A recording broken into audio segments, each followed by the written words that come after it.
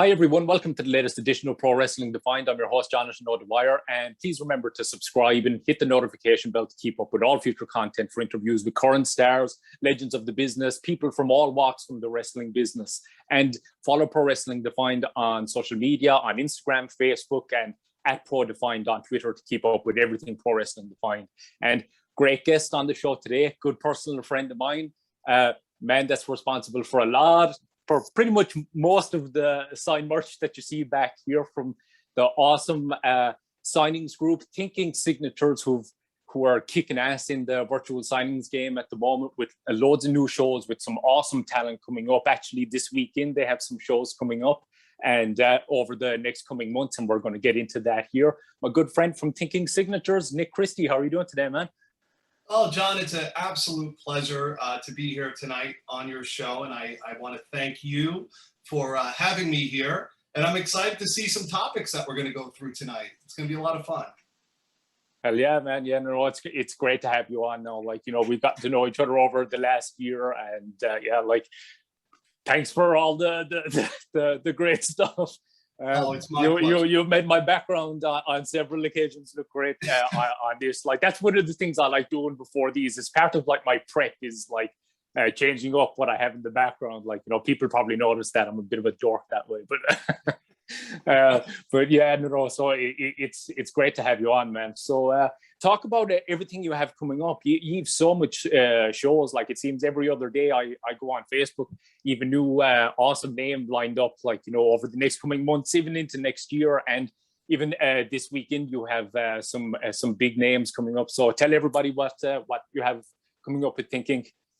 Oh boy, I don't really know where to start, to be perfectly honest, because like you said, we do have so many names coming up. But this weekend is a really extraordinary and thrill-packed weekend that we're really looking forward to. Not just myself, but the entire Think Inc. team. So this weekend, Saturday, September 25th, we have an incredible pre-show planned with The Warlord and The Barbarian, The Powers of Pain. And that evening, from 6 p.m. to 10 p.m., we are joined with the former three-time WWF Tag Team Champion, Demolition Axe. We got one half of, in my opinion, the greatest tag team in WWE history. So we are really looking forward to hosting this event. Yeah, it'll be awesome. And like, I can personally attest to, like, your virtuals are top-notch. They're fun. Like, there's a really professional, like, you know, your delivery and everything is great. So everybody check it out. Thinking on Facebook, add Nick Christie on Facebook, get in touch with him there for everything coming up. And yeah, you've some other great names over the next couple of months as well. Like, I just saw Mantar. Who else was there that I seen earlier on? Oh God, my mind has gone blank. But yeah, you can see everybody. You can see it on the Thinking Facebook page. You've so much stuff coming up. It's absolutely awesome, man. Well, thank you very much. And yes, and also to follow up with Mantar, how could you forget Charlie Min, who promoters all across the country have been trying to lock into a show for the past 2 decades. We finally got him to agree to join us on our platform. And I just spoke with him actually earlier today. Charlie's in great spirits, and he's really looking forward to coming down and greeting and meeting all of the fans across the entire globe. So we're looking forward to Saturday, October 2nd as well. Yeah, that'll be awesome, man. And like, you've had such an array of great talent over the past year on the virtuals, and like, you've been involved in the convention game with a long time and everything then as well. But so talk about the process of starting Thinking, or even going further back. Talk about like where the love of wrestling started for you, and then going from there to starting the Thinking Signatures. Yeah, absolutely. I would have to say I was kind of born into being a wrestling fan. That may sound crazy, but my dad grew up in the 1960s and, you know, watched the likes of Larry Zbyszko and Bruno Sammartino and Pedro Morales, and him and his brother, you know, they followed up, I would say, probably into their mid-20s, being pretty, you know, big wrestling enthusiasts, if you will. And what do you know, 1996, now I'm giving my age away, comes along. And, you know, as I'm growing up, my earliest wrestling memory was at age 4. And my dad, again, was just always had wrestling on. and we had a VCR in the house at the time. And all the old tapes from the 70s and 80s, they were always on. So when people do learn my age, which is 25, you know, they say, why do you like this era of wrestling? You weren't alive for it. Let alone, I know more about those eras of wrestling than the people that were alive during those eras, because I've just studied all of those tapes. So that's really where I got my feet wet. So I do have to kind of give some credit to my dad and his brother, my uncle, also my godfather. So, you know, that's kind of where I got it in. And I've always had a business mindset. Wrestling wasn't the only business that I was involved in. I've been involved in a plethora of different businesses over the years, but this was a real passion and a true hobby. And I said, you know, life is very short. If I can do something that I love every single day, day in, day out, give it 150%, this could really be something beautiful. You know, let's do it. Let's go for it. And that's what I do now. You know, we are full-time. This is the shoot job, as the boys like to say.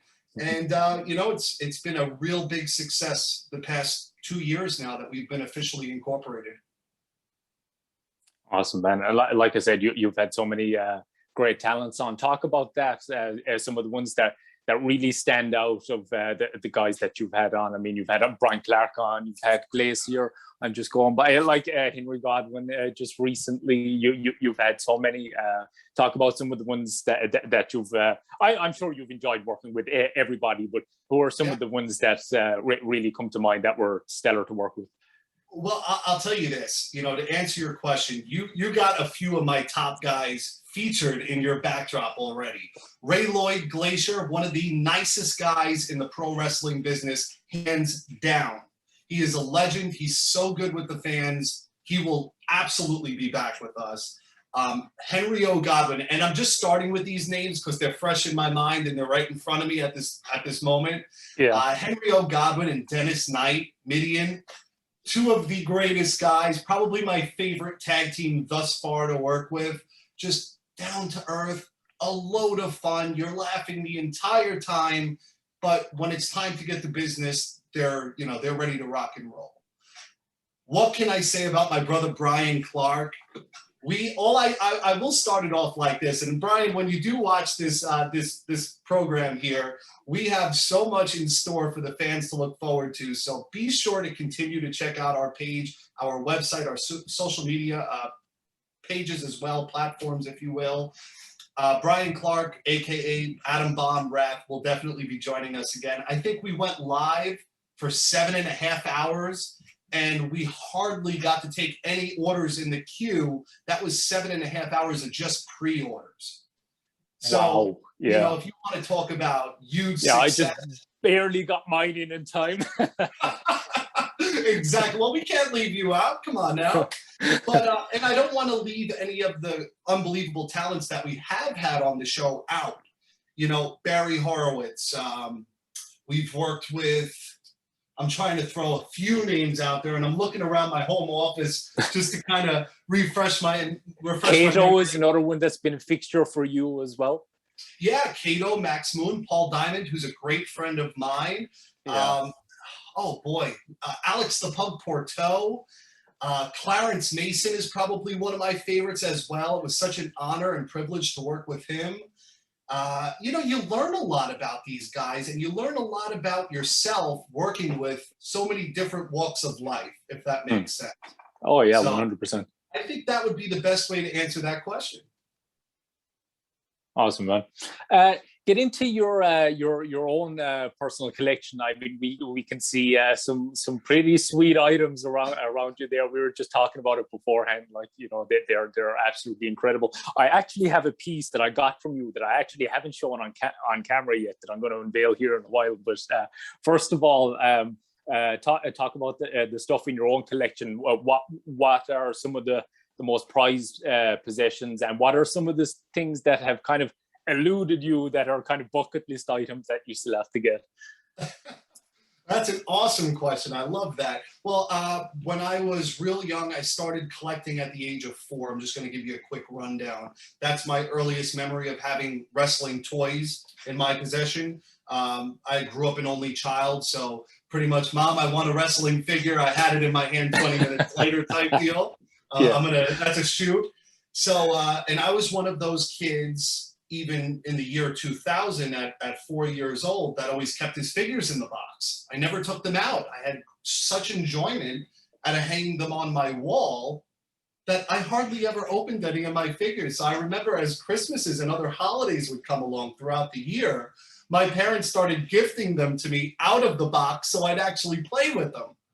But as I got older, I turned into a really big event poster collector. So a lot of my collection has to do with advertising and marketing, which is my true love and true passion, even over wrestling, believe it or not. I just love marketing, and I love trying different things, and it's just endless. It's almost like songwriting. But yeah, posters are my number one thing. I have about 15 framed posters in my home office here spread throughout, and I have dozens and dozens more in our office, hung out throughout our office space, if you will. A lot of the really rare items, believe it or not, John, were gifted to me through a lot of the talents that we've worked with. Wow. And I actually have an item here tonight that I'm going to share with you that I don't think anyone knows that I have. And it's an item that there's only 12 of them in the world, believe it or not. So do you mind if I pull that piece and show it to you? Oh, walk away, man. Yeah, hell yeah. Bring it out. Awesome. And I'm going to give you the backstory behind this one, because it's a very special piece that came from my good friend Earl Hebner. And this piece, if you remember correctly, the WWF did an international tour in 1997 in Kuwait. Well, yes, this is one of the original turnbuckle pads from the Kuwait tour, and they only made 3 for each ring post, which would make 1 of 12. So God knows how many more of these are in existence, but this one came from Earl Hebner as a gift the last time that we worked together, and it's something that I cherish very close to my heart, that hangs in my office here right above my computer. That's amazing. I've never even seen one of those before. That's absolutely awesome. Pretty cool, right? Yeah, Thank you, Earl, if you're watching. That was an eventful tour as well. That's where Vader got arrested, I'm pretty sure, wasn't it? I believe so. I think you're right on the money there. Yeah. Yeah. When he attacked the TV presenter, or people should look that up on YouTube if you haven't seen it. It's pretty funny. So yeah, that's an amazing memento. You were giving me before we came on, you were giving me the lowdown about the WrestleMania 5 posters there beside you. Can you tell people about the rarity of those? Sure. Yeah. Do you mind if I just tilt my camera towards? Oh, absolutely. Yeah. Sure. Awesome. So I'll give you guys a quick little rundown here. So I know you can't see them crystal clear, but I'll give you a little inside collector's scoop. So this one here on the top is signed by just about everyone that was on the card for WrestleMania 5, whether they were a color commentator, or if they were an announcer, or if they were a manager or a WWF superstar, obviously. So there is actually a variation between these 2 WrestleMania 5 posters, even though they look alike. So this top one here is actually the closed circuit. So before pay-per-view back in the day, for those that don't know, the younger listeners and followers on your page, if, when pay-per-view wasn't a thing, you would have to buy a movie ticket and go to your local movie house to watch these programs. So this is the closed circuit poster, WrestleMania 5. It is in immaculate condition. And then the one here on the bottom is my personal favorite, even though it's only signed by Hogan. This is the original event poster that hung on the Atlantic City boardwalk to help advertise WrestleMania 5 in 1989. So there's the difference between the 2. There's little writing differences, and the closed circuit poster has this little white border across the bottom. So you can see that there is a variation and difference between the 2. Those are absolutely awesome, and I know you do too. I know the WrestleMania 4 and 5 are like really near and dear to your heart as well. Like you love I love the whole ambience of Trump Plaza. It just looked absolutely awesome. I think it really added to the feel of it. So you have some other pretty cool WrestleMania 4 and 5 pieces as well, I think, don't you? Oh God, I have full tickets, original tickets for 4, 5, and 6. Those are my 3. Wow. top WrestleManias. I have posters for all of them actually in this room here, 4, 5, 6, you know, and obviously a bunch of others. Wow. Yeah, I've got about everything. I've got the t-shirts, the hats, the programs, the tickets, the posters, everything from my favorite events, including Survivor Series 1990 back there as well. Yeah, that's another absolutely awesome. Do you want to give people a shot of that as well? Oh God, yeah, absolutely. I wish they can get a closer look. Guys, this is only some of the collection too. This is just my home office. Our office space is completely decked out. But right here is the original Survivor Series 1990 poster. And when I get asked, hey Nick, out of everything that you have, out of everything that you've sold, what is your favorite piece? Well, ladies and gentlemen, this is the piece right here. The original Survivor Series 1990 poster signed by just about everybody. We got Dusty Rhodes, Ultimate Warrior, both Road Warriors. You got Mean Gene, Piper, Hogan. The list just goes on. And it is actually authenticated as well with the full write-up authentication of each of the signatures that are on that piece. So incredible. Really cool item. Yeah, that's absolutely awesome, man. Talk about some of the pieces that have eluded you so far. Is there bucket list pieces or bucket list autographs that you still have to get in your possession? Yeah, you know what? I would have to say, as far as bucket list autographs, would have to be Vince McMahon is at the top of that list. Oh yeah. I do have 2 Vince items in my personal collection that I have photo proof and or video proof for. I don't buy any Vince autographs that hit the secondary market as far as eBay or any other online platform, you know, e-commerce, because they're just so commonly faked. You know, there's not a lot of Vince autographs out there. And his signature just being that little check and a squiggle, it's very easily, you know, duplicated, replicated, sold as fake. So, yeah. You know, that would be my #1 pick. I hope to meet Vince one day. I have never met him yet. Yeah, me too. He's really high up on my bucket list to meet as well. Like, so yeah, that'd be absolutely awesome. You alluded to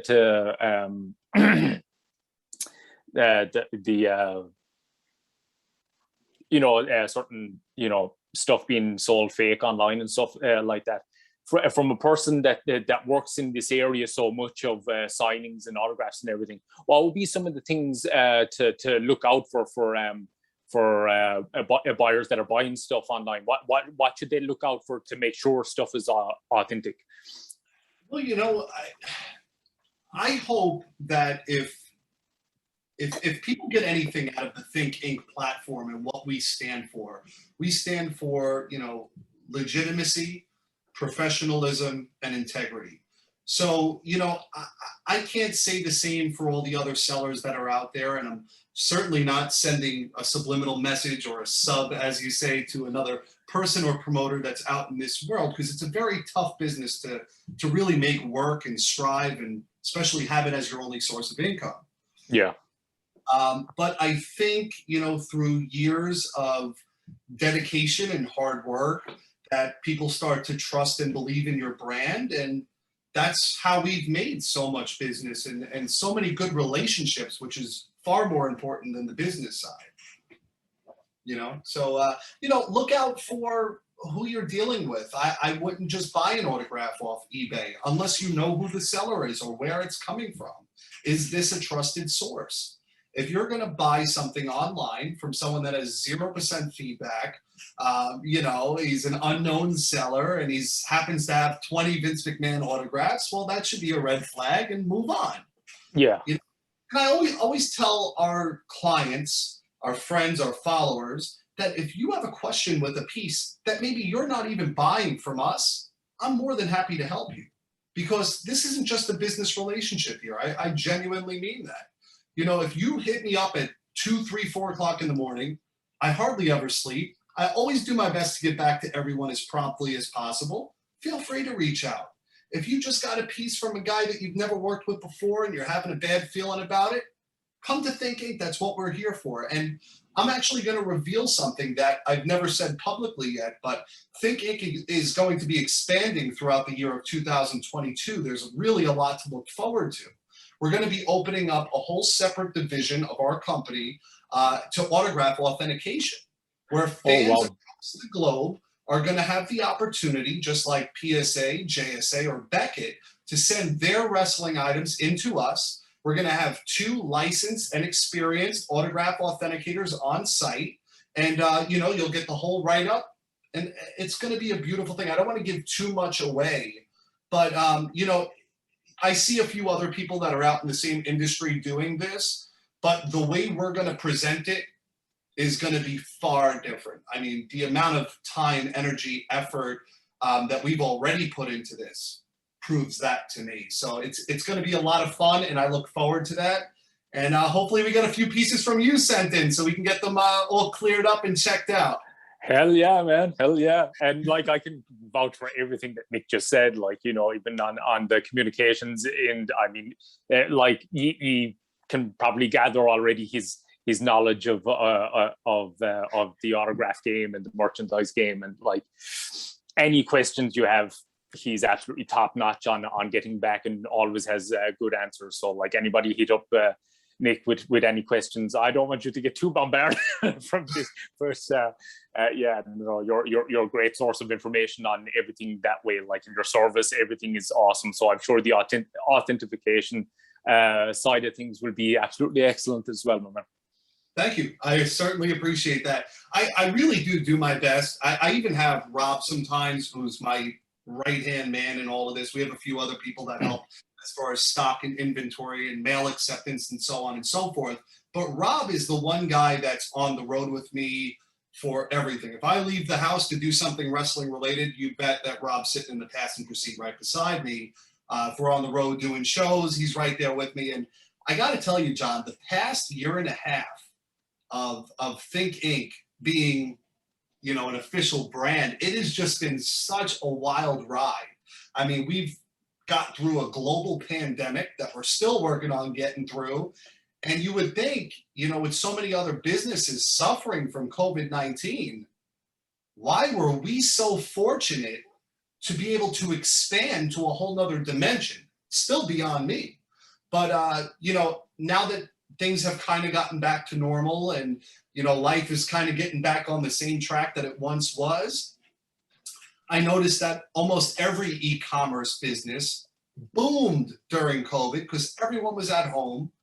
Nobody had anything to do. Why not online shop? But in the meantime, we were able to create entertainment. And, we were one of the vendors that jumped on the bandwagon at the very end. We were, I think, 3rd or 4th in line, and that's accurate. You can go back on my wall and look at the dates and whatnot to pop up with a virtual signing, So we were one of the leading pioneers. We were one of the first brands on Facebook streaming live memorabilia sales. So we've just been having a load of fun and really enjoying connecting with all of our friends and followers from all over the globe. And I'm gonna use what you were just saying there to segue into to showing the people the. I think this was actually this was the very first piece that I got from you. I'm pretty sure it was either this or the Armageddon poster, which I still have to get framed. I wish I had that frame to put up here for this, but we'll do a part 2 eventually when I have that bad boy framed, and hopefully autographed by then as well. Sounds good. So yeah, I think this was like last, and I think it might have been your first show. It was one of your early ones anyway. It was your first or second show, I think, or virtual, I think. So I'm pretty sure it was like last April, maybe. Wasn't too long after WrestleMania. So I know what this is gonna be. So here we are. This is a SummerSlam 92, and just make sure I can get this in. SummerSlam 92. This was previously owned by Virgil. It's signed by. So we have. So we have Jimmy Hart. We've Repo Man. We have. I'm pretty sure we've Typhoon over there as well. And Virgil is on the front. Yeah, he's on the front. Yes, he is. Yeah, there we are. That was Virgil's. And let me ask you this. I'm going to ask you a quick trivia question, John. Who did Virgil wrestle at SummerSlam 92 at the Wembley Stadium? Nails. Pretty Yes, sure, wasn't it? yeah, Yes. there you Yeah. Ooh, I'm usually brutal on the spot, like, but what helped me there was I was actually, because I don't know if you've seen the Brian Clark chronic video that we just posted today. Like, I did these series of like highlight reel videos for him of each Okay. stage of his career, and we posted the chronic one today. So I was getting some footage of Crush for that, and so I was looking at SummerSlam '92 for I think. Oh geez, now I'm after forgetting who he was after. Oh, it was Repo Man. I'm pretty sure Crush was against, wasn't it? Yep. Crush. Yeah, so that's probably what saved me there, because usually when I'm on the spot I can't think of anything. But yeah, no, that's one of my favorite pieces. That's another piece. Once I have a few more names added on, that's going to be framed as well. So when we do a part 2, hopefully Armageddon and SummerSlam T-shirt are behind me. You know what, though? I don't know the entire card off the top of my head, but that's a great mail-in piece if you ever wanted to get that completed before you got it framed. Because it's such an easy item to travel with, and what an awesome piece to get signed up by, hopefully everyone that's on the card. Definitely, man, definitely. But switching gears a bit, like you alluded to it earlier, how big of a fan you are of like the older school era, and I know you're a big Steve Austin fan as well, so like 80s 90s is kind of your thing. What do you think of the current product today, actually? Everything going on, like, do you watch AEW or anything like that? What do you think of the current product today? You want to know, I actually just recently started getting more involved. I gained a lot of interest into AEW's product once I kind of got the hint that CM Punk was coming back, because I was a huge Punk fan. I've been watching AEW. Look at it this way. This is my time frame. I had Brian Cage coming for me to come. Oh yeah. In February. I would say I started watching AEW about a month and a half before his appearance, and since then I've been watching almost every time it's on. I try to catch it. As far as all the federations that are operating, whether it's WWE or AEW or any of the other great promotions that are out there, there are some serious phenomenal athletes in the world, and I think that today's product gets bashed a little too often. And if you hate the product or you hate the show, then don't watch it, and why even take the time to complain about it? Yeah. But constructive criticism is good, and I think that there certainly could be a lot of changes. I don't think the WWE has the right people writing the storylines and the scripts, but I don't want that to take away from the enormous amount of talent that the young guys in the locker room, the boys, have. They have extraordinary potential. They're just not being used the right way, and that's not their fault. That's the people that are writing the storyline. So there's a clog in the pipeline. As soon as that clog is dissolved and gone, maybe we can get on the right track and start making wrestling, exciting and fun to watch again for everybody. 100%. I think, like you said there, I think like all the ingredients are there. It's just putting the pieces in the right places. And like, I think one thing that I would really like to see happen is kind of a resurrection of proper weight classes. So like, you really make the heavyweight title a meaningful thing again, and like the heavyweight division in general. It just seems that's my number one kind of nitpick with it these days. Is it just seems kind of all over the place with not much realism. I mean, there's still plenty there to kind of keep me in tune, but that would be the one thing I'd really like to see. Make the cruiserweight division meaningful again for the smaller guys and stuff, because that was a huge thing once upon a time, and it wasn't a negative thing to be seen, as a cruiserweight. That was one of the hottest things in WCW and WWE in the early 2000s then as well. And really make the heavyweight division and the heavyweights in general mean something again. That's something that I'd really like, because there's some really good heavyweights out there now that can go. I mean, like obviously Lashley, McIntyre, Brock and all in WWE, Roman, but in AEW, like you alluded to, Brian Cage, Hobbs, Lance Archer, there's tons of them, and I just think it gets lost. I think it just they gravitate more towards the smaller guys that, you know, can do all the high flying and, you know, spot after spot style stuff. And there's nothing wrong with that. Like, it's just that would just be my one thing with today's product is rejuvenation of the heavyweights and more realism in terms of all that type of thing. Sure, absolutely. You know what? Also, just to add into what you asked me, because now that you started talking about that, it kind of lit a fire inside of me, and now the wheels are turning. But you know, it wouldn't be a terrible thing to look back on the history of, you know, WWF. Let's use them as an example, because they go pretty far back, even into the 70s when they were WWF. When Vince's father was in charge. You know, it's not a bad idea to look at the characters that already had successful runs and utilize them, but don't copy them word for word. Don't make it plagiarism, you know? Yeah. Just reinvent them and let that character, that gimmick, which is a word I don't like to say, live on. You know, like even someone like Adam Bomb, you know, that is such an explosive, exciting character that now 30 years later remember and love. Yeah. You know, that's real star power. Brian Clark is a real star. Mick Foley is a real star. Original to their product, original to their gimmick and character. But I'm sure both of those gentlemen wouldn't mind if a newer young talent, given it his or her all night after night, reinvented and tried to carry on that original character. I think it would be exciting. It would be a pop. I think the way WWE and AEW announce new arrivals to the roster, if you can kind of catch my drift there. Yeah, sure. It's not exciting. It doesn't make me want to tune back in. I think that's something that they should work on.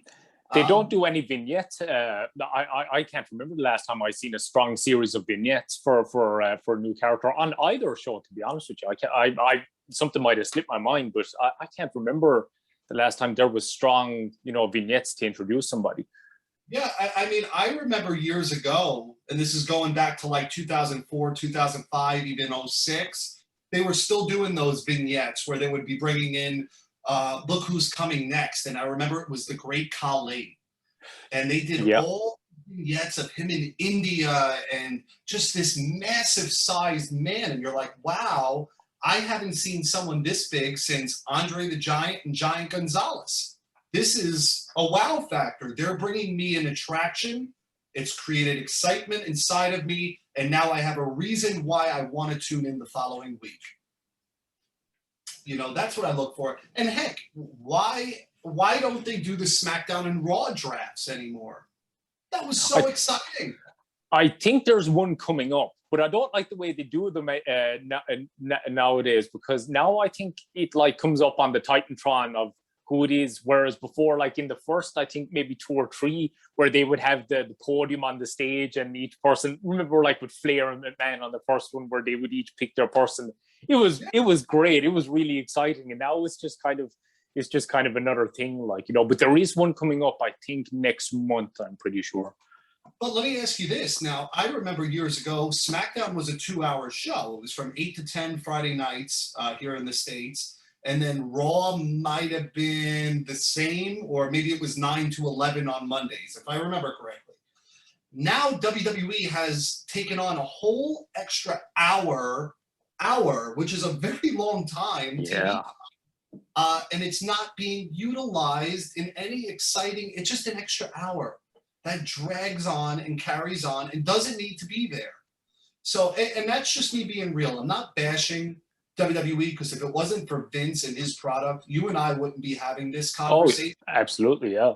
But from one businessman to another, I think Vince would appreciate constructive criticism. It's not a knock towards him in the brand, and I would never knock Tony Khan and AEW and what they have going on, because, you know, if it wasn't for these people investing billions of dollars, we'd have no subject matter to talk about. Exactly, yeah. Nobody to bring in for signings. So we always have to uphold a certain level of respect to those two people. Even Ted Turner with WCW. 100%. And so, who are some of the bucket list guys that are still on the list that you still have to get on that you haven't had for a virtual or a work with on a convention or anything yet? Like, who are some of the bucket list ones that you still have to work with? I will tell you, as far as I'd love to have Vince. I really would. But just to even have a handshake and just to tell him thank you, not to go up to him and be like, can I have a picture? Can I have an autograph? Just to say thank you, because I mean this wholeheartedly. I mean, no matter what business I've been involved with in my life, he's always inspired me to perform at my best. And, I think that's what he deserves. And I'm sure he's heard it a million times, but it would make me feel real good just to say, hey, man, I've never worked for you, and you've never met me before, but you changed my life. So thank you, But as far as on the show, I would have to say John Nord, the Berserker. I would have to say the One Man Gang would be great.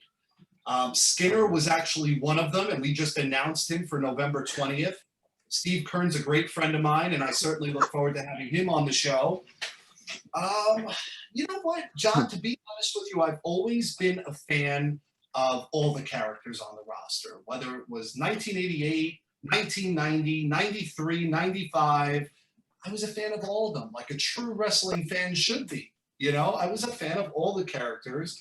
And I think that we've done a really great job so far in this short amount of time, this past year and a half, whatever you want to call it, capturing some of those talents that can be forgotten, but once you hear their name, you're like, oh, I remember him. Yeah. Like, for instance, I remember when we dropped the silhouette for Clarence Mason, and he's like this on the poster, but he's blacked out. People already knew who he was, and they just couldn't even fathom this guy who hasn't surfaced in 20 years is going to be doing a virtual signing? Holy cow, this is huge. And I love that excitement. I love that we do those silhouettes. And sometimes they're easy to guess, but sometimes they're not so easy. Yeah. So it's just creating that level of excitement. Clarence was one of those names. I was a huge Nation of Domination fan. And I just loved his part in that. It didn't last super long before he moved over to WCW, but it was a great run. It was a memorable run. It was fun. And what do you know? We ended up having him. And I could say that about a lot of guests. I mean, even Brian Clark, who we discussed earlier, I grew up a huge Adam Bomb fan.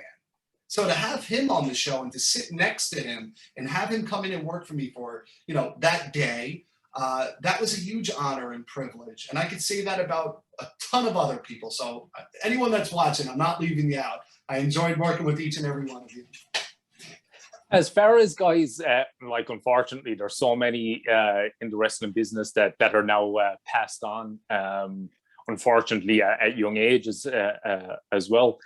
Who would have been like one of the bucket list ones that you didn't get to do a signing with? Andre the Giant. Oh, wow. Andre the Giant. Out of anybody. Because you know what the thing is, John? Andre the Giant, he's one of those unique. And you see, there was no hesitation there. Once he asked me that question, it was. I like it. Andre the Giant is probably one of the most unique, if not the most unique wrestler to ever surface. Not just because of the size, the stature, the look. It was the professionalism, the way he carried himself like a true champion, like Bruno Sammartino and many others. I don't want to leave anyone out there either. But what a beautiful autograph Andre has. Have you ever seen one? Yes. Yeah. I'm pretty sure it was Andre Keller's piece. I'm pretty sure it was. I think that's the only Andre piece I've seen. Beautiful autograph.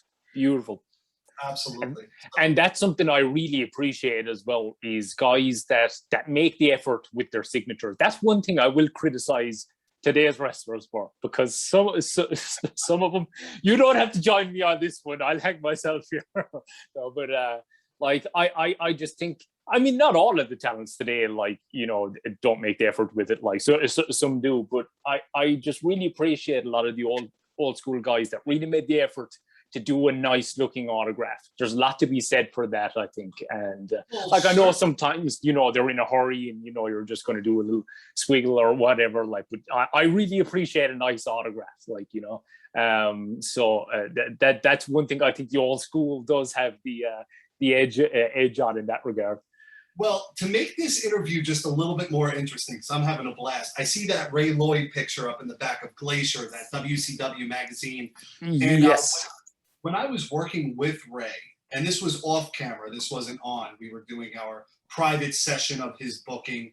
And we actually did a store appearance that weekend as well at the Wrestling Universe. So shout out to them for always supporting ThINK Inc. as well. But I asked Ray, I said, you have a very intricate autograph. How did you learn to do this? Like, did you want to set it up to match your gimmick? He goes, exactly. At the time, he was dating someone or was friends with someone that worked for Disney. And this girl, this lady, used to portray the Disney characters. So she would dress up in the costumes and she would sign the kids' autograph book. And this is a true story. So Ray actually learned how to do his autograph through her. She taught him how to sign his name to match the gimmick. So, you know, because Disney employees, especially the ones that dress up in the costumes, I've now learned that they go through crazy amounts of training to learn how to write and spell the autographs that they do of the characters. And it's cool that, you know, Ray Glacier learned how to do his own autograph from that source. That's the only time I've heard that story, but very, very cool. That came from the source. That's awesome. I actually love that. That's really, really cool. Actually, just along those lines, I don't know, would this be kind of an awkward question from you, from your point of view? But who are some of the I'm sure Glacier's up there. Who are some of the nicer signatures? Who are some of your favorites in terms of autograph style? Out of people that we've had, or out of just autographs in general in the wrestling? Oh, just autographs in general. Just autographs in general. Andre the Giant, #1. I just love that autograph. I think. Do you have an Andre piece yourself? I do not. Oh, to be perfectly honest with you, I do not, and that's another one of those signatures I just don't trust buying online.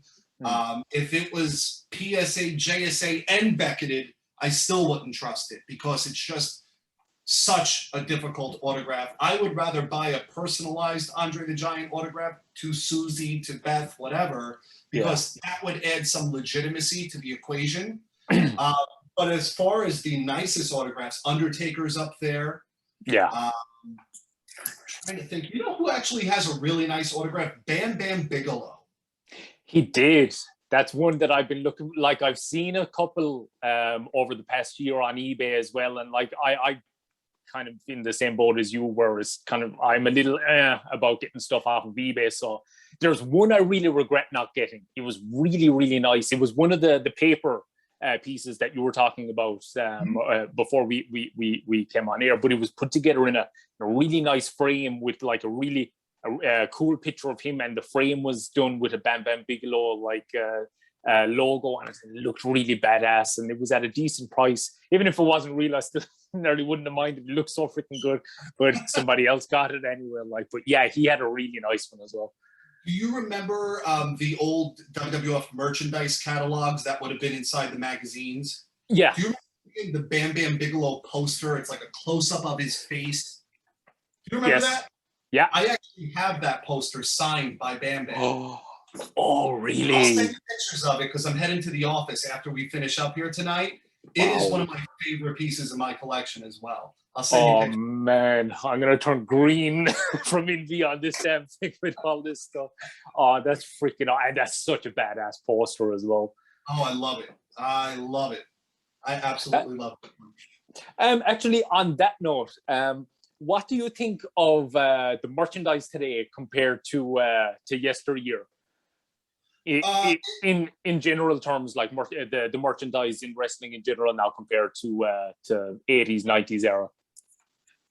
You know, I think you'd have to start with the advertising and merchandising approach. How the 80s and 90s are so much different than the modern day merchandising from any of the wrestling companies. Again, AEW, WWE doesn't really make a difference. They're all doing the same thing. You got an NXT hat on right now. That's merchandising. That's advertising. You're wearing their brand, and you paid to wear that brand. You know, I don't know. In the 80s and 90s, it came off to me that it was like you couldn't miss out on anything because if you were subscribed to WWF Magazine, you had a merchandise catalog in almost every single issue that got delivered to your house or picked up at your, local convenience store or drugstore.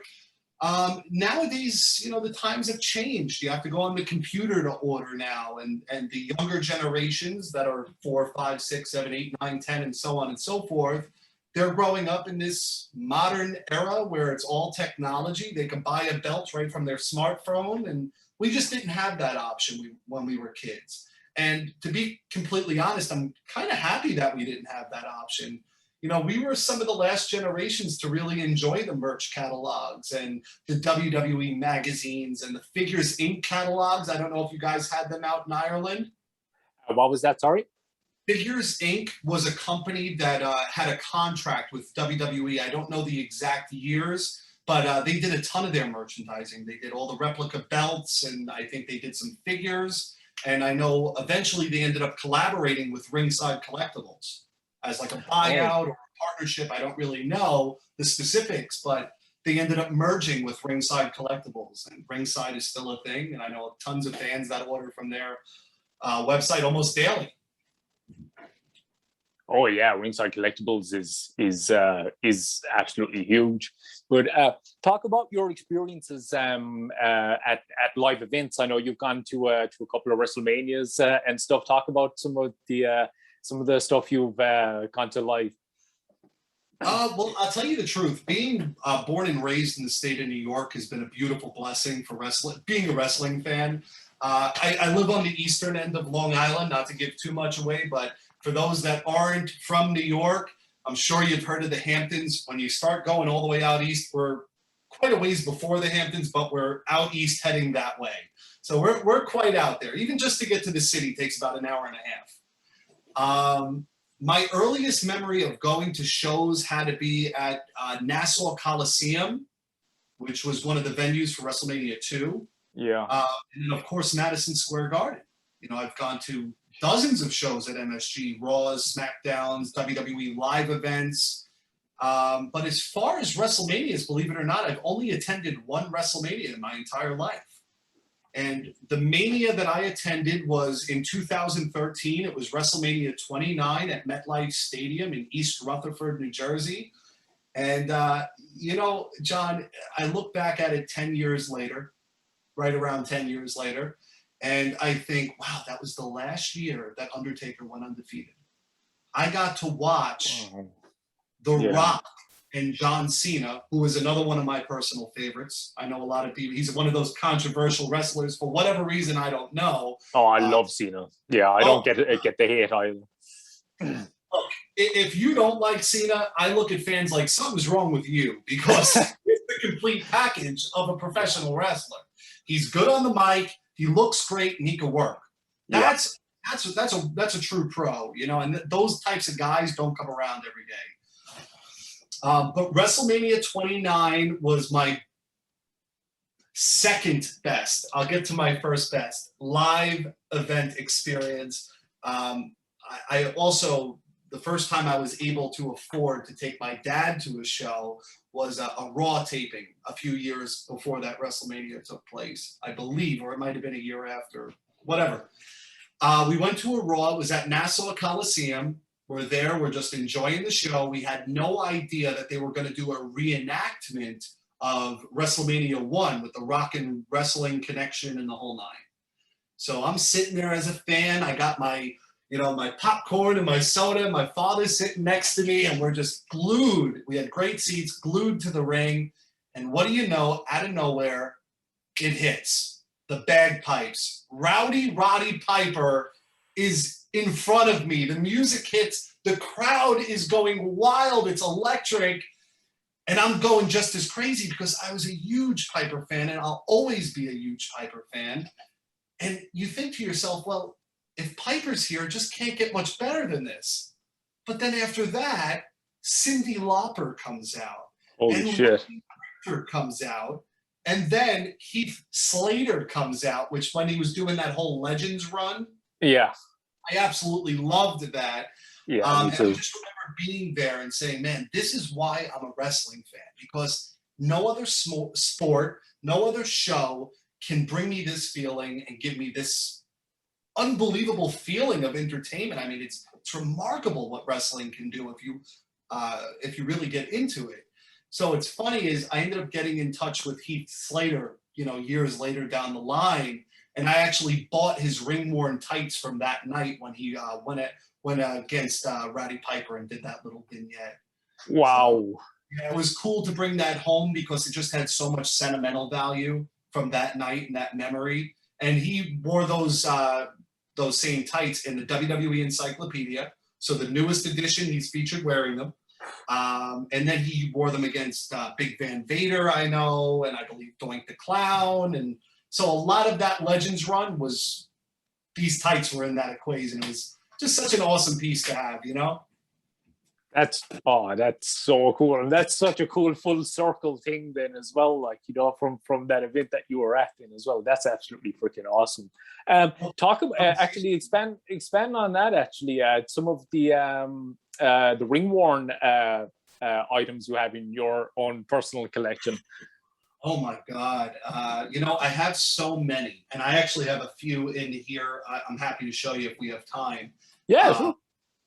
I have Kimchi's original mask, who was the handler for Kamala. Kamala, yeah. This was the mask, the hat, and the riding crop that he used to tame Kamala with. So this little outfit here was featured on just about every Kimchi Kamala trading card. And it was also used at Wembley. It was used throughout Kamala's whole run with Hogan in the 90s and late 80s there. And then I have Kato's full outfit, who I saw the photo is right behind you. That is the outfit he wore on the promo photo. And I'm going to pull that out real quick. Just give me one moment. So, John, what I'm going to show you here, because the rest is way too big to bring on camera, but this is the one-of-one original Kato mask. There's not another one of these in the world. This is the only one. The only other variation of this mask was the all red mask that he wore in the Orient Express with Pat Tanaka. Yeah. This was used for Kato's singles run, and that's what's featured on that promo photo behind you. Oh, that's absolutely awesome, man. That's really cool. Like, one-of-a-kind pieces like that are absolutely amazing. Absolutely. I mean, that's what I aim to have. No matter if you live in a mansion or if you live in a regular house, space is always limited. So I always think in my mind, if I'm going to add something to my collection, it better be something I can't live without, because when you have so much stuff, tonnage, you run out of room real quick. Oh, I know. I hear you on that. I had a mishap before. I was just telling Nick before we came on here, just before we came on. I was getting the background together, and I have a huge binder full of probably about 100 signed photos in it. And of course, as things always go wrong before I do these things, the freaking binder breaks, and the pictures. Lucky they're all in plastic sleeves, but yeah, they just went absolutely all over the place here. So, and even like my room, it's just an absolute mess when it comes. It's just wrestling stuff everywhere, So I hear you on the storage side of things. Yeah. It's a tough one. It is for sure. But just before we go, get into who some of your actual favorite talents are as a fan through your fandom over the years. Who are your some of your favorite talents, and some of your favorite guys that you've met yourself as a fan? Not necessarily that you've worked with, but at conventions or whatever it may be. Who are your who are some of your favorites? Talents that you've met over the years? Sure. I mean, that's another really broad question, because, I've been attending shows since I'm about 7 or 8 years old. So I got just about 20 years and just going to live appearances. As far as, I got to tell you, number one, as far as someone that I've never worked with, but had the opportunity to meet on several occasions, Number one, Bobby the Brain Heenan. Wow. Bobby the Brain Heenan, because you want to know something that I learned from Bobby. Obviously, when I met Bobby, Bobby wasn't in a very healthy state anymore, and he had some difficulties with his jaw, and I believe cancer was in the mix, or or what. But he would come to all these shows even in that shape. Whether it was for the money or not is irrelevant. When someone's in that shape, they usually don't leave home often.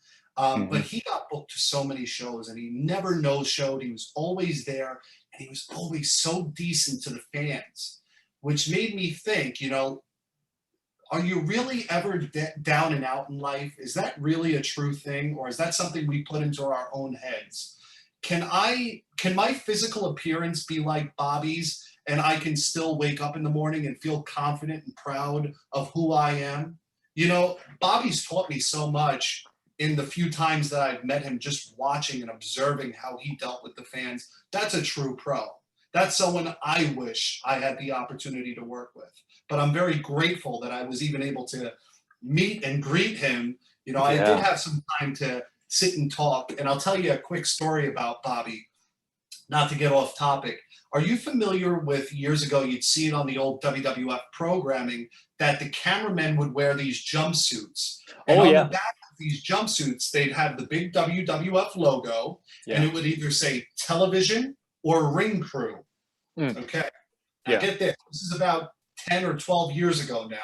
First time I'm meeting Bobby the Brain Heenan. It's in New Jersey at a big fan fest.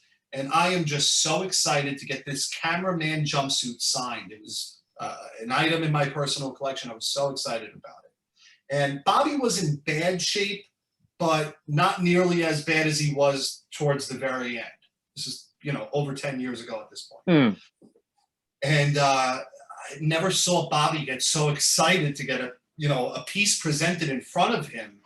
And, I was thinking to myself, like, why is this guy smiling and so excited to see this item? This is an honor for me as a fan, as a collector, for the actual talent to be marking out at a piece that you brought to them for them to sign. Well, it turns out, Bobby's wife was always with him at these fan fests just to help translate to the fans what he was trying to get across, because his speech was so impaired. Yeah. So she had leaned up, and I think his wife's name's Cindy, or his widow now, Cindy. I don't remember exactly, so forgive me if I'm incorrect. And she leaned up and she helped Bobby with his words and helped me understand what he was getting across. And she said, Bobby's saying that these suits were his idea, these television suits, these ring crew suits. So prior to that, the cameramen were walking around maybe in a WWF t-shirt, or maybe in just a black t-shirt or a white t-shirt doing their job. Bobby had presented that idea to Vince McMahon, and Vince went crazy for it. And what do you know, at the next taping, every television guy is wearing one of these suits, and every ring crew guy is wearing one of these suits. So when Bobby went to sign it, he didn't just sign it, Bobby the Brain Heenan. He signed it, this suit was my idea. Bobby the Brain Heenan, think big, or something like that. And I was like, wow, what a pop, Oh, that's amazing. So rest in peace, Bobby the Brain Heenan. We miss you very, very much as fans. As far as other people that are on that list, and they could be past or alive, or only alive. Oh, past or alive, either way. I would say number 2 would be Macho Man Randy Savage. Wow. Macho Man Randy Savage. Ooh, yeah. Oh, yeah. Hell yeah. Yep. So that, those are the few, and there's plenty more. Ultimate Warrior I'd love to have on that list, and Bam Bam, who we discussed earlier, I think would all be great names to meet. I'm sure I could have learned a bunch from them. But I've had the chance to talk with Bam Bam's son, who's on Facebook, and I actually sent a picture of that poster that I was just telling you about earlier. Oh, really? Yeah, he's a great guy. I've had him on the show before as well. Awesome guy. I've actually watched that interview. It was awesome. yeah, that was really cool. Yeah, because I loved Bam Bam as a kid as well. Like, he was that's one thing. I think it's kind of making a comeback in the business now. But I think for a while he was missing just the larger than life characters. That's something that I really missed from the 80s, 90s, early 2000s. Like those really larger than life characters, and Bam Bam was one of those, like Adam Bomb, like Undertaker, all that ilk, like, you know, Razor Ramon, Hogan, Warrior, Savage, Heenan, as you mentioned, like, you know, those characters. I mean, that's what the business at the end of the day is about, these larger than life characters, and making you suspend your disbelief, you know, at the end of the day. That's what makes it special. Yes. And I think it's starting to seep back in now again, like, you know, and one of the best personalities is back, like CM Punk, like, you know, so it's a good time to be a fan. Absolutely, I agree with you. Yeah, so what was I just was thinking of something and it slipped my mind there. Did you ask a question that I didn't answer yet? No, I don't think so. Like the last thing we were talking about is like who you like as a fan. Yeah. I had said before earlier in this program that, you know, if we reinvented some of the gimmicks and characters from the 80s and 90s, like Adam Bomb, like a Bam Bam, it's not copyright infringement, first and foremost, because they're going to put their own twist on it at the end of the day. You know, but that's how we can reinvent wrestling and make it fun again, because too many people that are on the rosters, and again, it doesn't matter if it's WWE or AEW or any other wrestling promotion, too many of the guys or girls that are on the roster, they blend in. Everyone looks alike. Everyone has the same body style, and there's not just one huge guy and a bunch of, you know, guys that just have bellies and they're not shredded with six packs, you know? Yeah. I don't know. You know, I'm going to say this to all the fans that are watching it and they're discouraged in the current product. Vince knows best at the end of the day. I'm a firm believer in that. He's a chess player, and all his competition, and I'm not throwing a shot at AEW, tend to be checker players. Hence the reason why Vince is still running his brand and Ted Turner isn't. Yeah. You know, it's the cold truth. It's the hard truth. 100%. So, you know, no one's going to have more of an understanding as to where the business is going and should be going than Vince. So, you know, we don't have any right to say this is wrong or that's wrong, because, you know, we're looking at it from our perspective. They're looking at it from a global perspective. They have people from India, Ireland, United Kingdom, United States of America tuning in. So what product are all these people going to enjoy? There's always going to be theirs. You know, I'm sure there's people that tune into our show, and at the end of the show, they go, wasn't my favorite, or wasn't crazy for this one. That's okay. As long as they're talking about the product, that's all we need them to do. And that's all Vince needs the fans to do. And that's all that Tony Khan needs his fans to do. You know, you just need people to talk. Whether it's good talk or bad talk, doesn't make a difference. As long as they're talking, you're the topic of conversation. Exactly. Did you actually see the revamp of NXT last week? Bits and pieces, because we've been extremely busy and on the road. So I do have to recap that. How was it? Really good. Like a lot of people were complaining about the logo and all that type of thing. Like, you know, I mean, like the NXT logo was pretty cool. I love the new one. I like it's really grown on me. There's something really especially, I mean, the static logo might look kind of weird, like, you know, just on a picture or whatever. But when you see the graphic version where, you know, the colors are flashing and highlighting and all that, and just the stage that they have for it, there's such a really, it feels fresh but retro at the same time. Like it reminds me of like the very early Monday Night Raws, or like the old wrestling challenges or something like that. It just reminds me of that.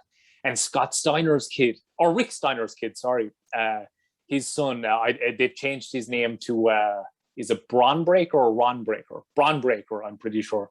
Okay. You can say what you will about the name, whatever. Lots of people are complaining about it. I don't really care. But he's gonna be on fire. yeah. But he's awesome. He's the future. You know, I think he's the future of the business. He has it all, and he's like a hybrid of Scott and Rick. You know, you'll totally see glimpses of both of them in him. Like, you know, he kind of has a cross between the two of them in terms of physique, and then he has some of the mannerisms and and stuff of Rick, but he sounds kind of more like Scott, I think. But yeah. So he's awesome. He's one to look out for. But that's one thing now that I really liked. I've been liking AEW recently as well. I love the fact that they've kind of rejuvenated Sting as well. Sting's one of my all-time favorites, and so like I love what they're doing with him. So like look, it's never going to be perfect. Like, so there's no point in, like, I've been guilty of that before, of nitpicking and stuff, and I find it kind of like, screw that. Like, at the end of the day, it's entertainment, it's a show. Try and sit down and enjoy it. And if you don't, just don't watch it. Like, but like, I try and focus on what I do enjoy and forward up what I don't. That's why DVR is so handy. Let me ask you this question, John. You know, do you remember when they did like that, when they tried to bring Raw back, and they had, not that they were trying to bring Raw back, they were trying to do like the retro Raw night, like the celebration of Raw. The Legends Raw or something like that, wasn't it? With the old Raw stage. Yeah, so, you know, and they had, like, I'm sure all the original stage equipment and, you know, advertising and banners and so on and so forth. And as much as I love that retro wrestling era and all the lights and vibrancy and the posters and promo photos and merchandising, seeing that in this modern era that we currently live in didn't feel right as a wrestling fan, because I said, you know, this is cool and I can appreciate what WWE's got going on here. You know, I'm sure they get a lot of buzz. Hey, bring this one back. I wish things were like this. And they tried to do that, which they did. It felt not right anymore because we're in such an advanced time right now. So the real question is, should wrestling still be set up, organized, and portrayed the way it once was? Do we have a lot to look forward to? I genuinely think we do. But the past is the past, and right now is the future. Every second that goes by, that's the future of this business. If you're as heavily involved as we are, you know, and you have to look ahead. You have to think, what are the people going to want a year from now, 5 years from now, 10 years from now, 20 years from now, if you're really looking to the future that deep? I use that as a prime example because I remember watching from home that night and saying, this is really cool. The barricades are the steel barricades from years ago, and the entrance ramp looks right, and everything looks good on camera, but they don't need to do this. They don't need to do it because it's not necessary. They've advanced so much. I mean, do you see the amount of upgrades that they've done just to the ring alone? The LED and everything, it's LED everywhere. But like that's one thing that I liked about the NXT. It feels so fresh. You have the LED and you have the modern flash to it. But I don't know if it's the colors or something. It just has kind of that bit of a retro feel, but it's totally new and fresh at the same time. I don't know how they've managed to do that, but that's just what I liked about it anyway. It just reminded me of kind of more kind of mid-90s, more kind of like, 93-ish or something like that. But it's totally new and fresh at the same time. And they have a lot of new, fresh talent in there as well. And so that's one thing that really stood out for me of the of things currently. AEW, one thing on the presentation that I like is a little bit more simplicity. WWE have so much, and obviously rightfully so. I mean, like you were saying, the advances and everything, but they've so much in terms of like the LED and all of that stuff. I like AEW's presentation. It's a little like it's still flashy, it's still very modern, but it's not OTT. It's not overboard. It still has that feeling of grit to it, I think, so that's I think it's fine trying to find that fine balance in terms of the presentation anyway. Yeah, the only thing I don't like about their presentation, AEW, is that the entrance ramp is so short.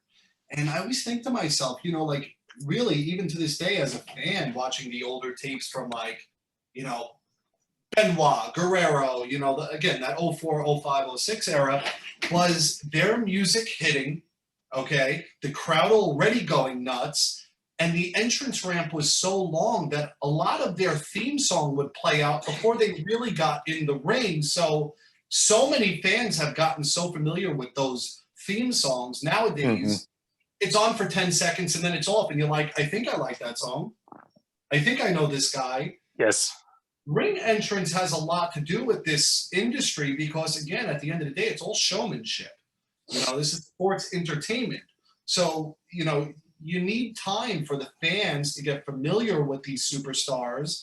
And I think a good way in doing that is by giving them an awesome entrance. Give them a few extra seconds. AEW, they're out of the curtain.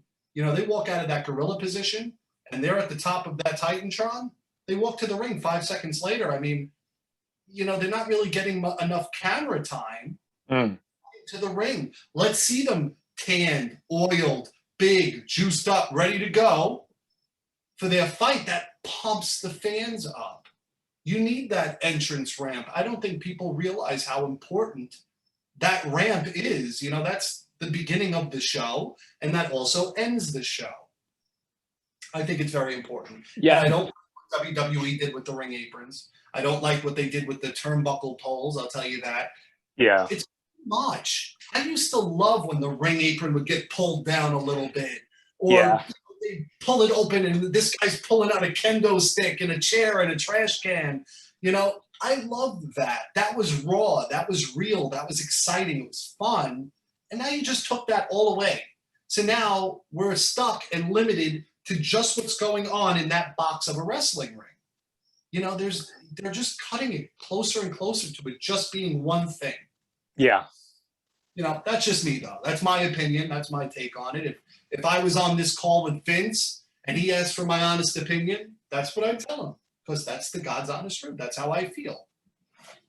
Yeah, definitely. No, I completely agree. I just think, it's just that little bit too glitzy. I think, and I agree with you on the ramp issue with AEW. I think it was longer actually this week, but I think that was because they were in a much bigger arena, and they had, like the WCW used to do, where the ramp was kind of equal with the ring apron. That's the way they had it done this weekend. It was kind of LED done, so they had graphics and stuff on it. So it was a bit longer, but I agree with you on that score, especially because AEW's entrance themes are really good. That's one thing. Another thing I think hasn't been great in the last couple of years. Roman Reigns' entrance music at the moment is amazing. It's the best one, I think, that's been brought out in such a long time. It adds so much. I mean, he just feels like a star, like a top. He really is a star, absolutely. Yeah, 100%. And the music just adds to it so much. But I think top to bottom, AEW's teams are really good. I think. You know why I put some emphasis on the on that entrance ramp? The reason why it's so important, it's not just for the wrestler, it's not just for the TV angle, but think about the announcer, okay? Yeah. Is coming down to the ring. Well, if you're WCW and your entrance ramp is flat across right into the ring, how are you coming down to the ring? You're just walking straight across to the ring. So give the ring announcer a little break there. Let the superstar come out. Let the fans know who's coming to the ring. Let the music play, let them do their stick, and let the announcer do his thing to also help build the hype. The entrance ramp is such an important tool, and to have it this big when it could be that big, I just think is a waste. I really do. Yeah, 100% agree. But so just before we sign off, remind people again, what you have coming up with Thinking, the shows that you have this weekend and the months to follow. Tell everybody how they can get in touch and what you have coming up, man. Sure. So, guys, we are featured on Instagram, Facebook. We have website, www.thinksignatures.com. On Instagram, we are at Think Signatures. And on Facebook, you can find me directly. My name is Nick Christie. We also have a Facebook group page, which is ThINK Signatures, all spaced out. And you can reach either myself or our staff 24/7, 24 hours a day. Anytime you send us a direct message, private message, or comment on one of our posts, we always do our best to get back with you as promptly as possible. We have, actually, this is more exciting, exclusive news that we're going to drop right here. We are actually officially booked up completely from right now, present time, all the way until the end of 2022. So wow. not all of those guests have been announced yet. A lot of them have, but we still have a couple dozen more to add to that list before we're finished. So we got a lot of work ahead of us. Wow. That's freaking awesome, man. Yeah, geez, that's unreal. So everybody check out Thinking. I'll put links in the description of this as well. But this has been really fun, man. This has been an absolute blast talking to you, man. Thanks so much for coming on. Thanks for all the stuff and more stuff to come as well. And yeah, so I must actually give Repo Man a call and tell him to pay a visit to your house for me. Hey, I like that.